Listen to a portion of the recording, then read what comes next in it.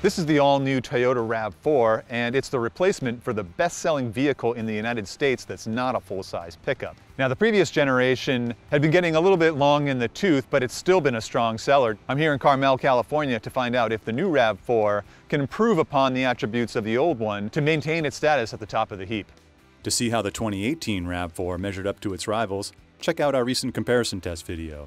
And while you're at it, click subscribe.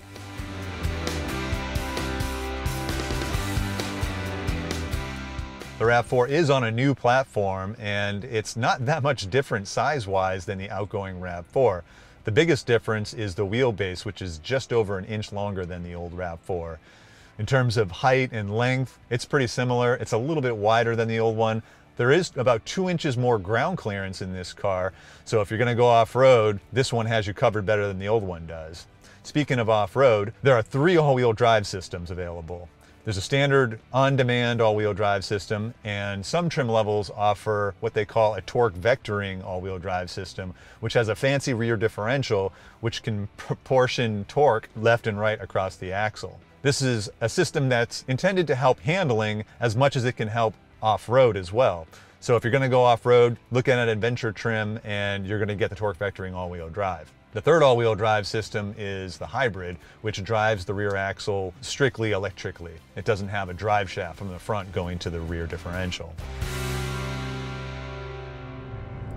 The RAV4 I'm driving right now is an XLE premium trim, which is sort of in the middle of the range.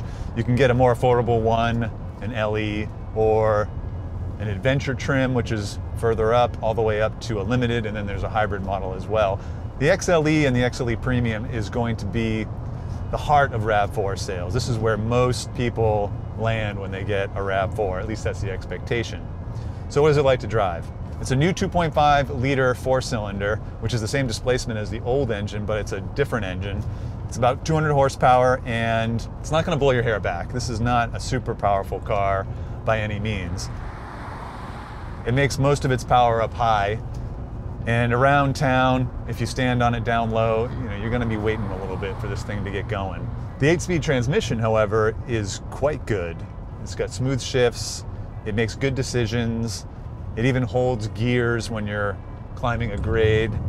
So the 8-speed transmission is really good. The 4-cylinder needs high RPM to really feel powerful, and if you're just kind of cruising around and you step on the gas, you might be wanting for a little bit more power, which if you do, you're in luck because the hybrid model is a lot torqueier down low. I mean, just around town you can feel the hybrid's torque pushing you around a lot better than the gas engine does. But it's true that the 4-cylinder needs revs really if you want to get going anywhere.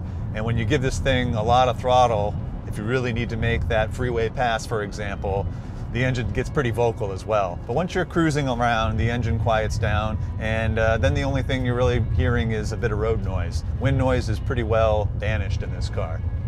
The Mazda CX-5 is the benchmark in this class when it comes to steering and handling. And the new RAV4, while it takes a step closer to the CX-5, it doesn't unseat it from that perch. The steering's quick and it's a little on the light side, but overall it turns in nicely. It feels pretty nimble, pretty agile.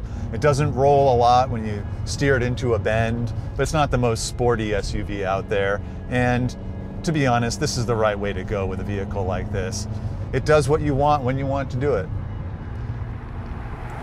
Expectations for ride quality in this segment are pretty high because you have to satisfy a lot of people given how popular this segment is. And the new RAV4 meets that high expectation. It's got enough feedback to let you know the texture of the road that you're on, but not so much that it's too busy or it gets tiresome. So it strikes a nice balance and I'm happy with the ride.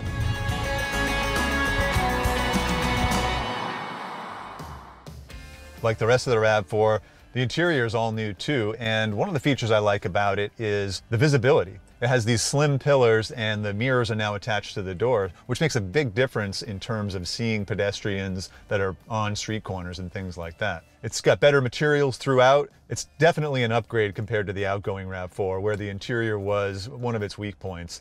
This console here is wider than it was before because the vehicle's a bit wider, and that leaves more room for cup holders and a console storage bin.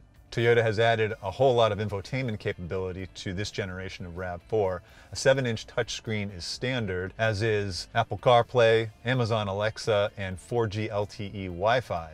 An 8-inch touchscreen and Qi wireless cell phone charging is optional. Like the exterior, there are more aggressive features even on the interior too. These big grab handles with a rubberized coating on the inside, this slim structure on the dashboard. It's got a little bit more design appeal than the outgoing RAV4. Is it as good as the CX-5? Maybe not, but I think that this is a big step up from the old RAV4. It's pretty spacious in the back seat. I'm 6'1" and I have lots of headroom.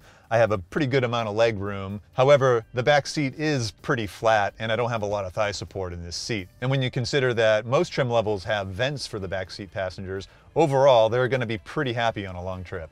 The cargo area has always been a strong point for this vehicle. However, it is about a cubic foot smaller than the old one. It's still near the top of the class though.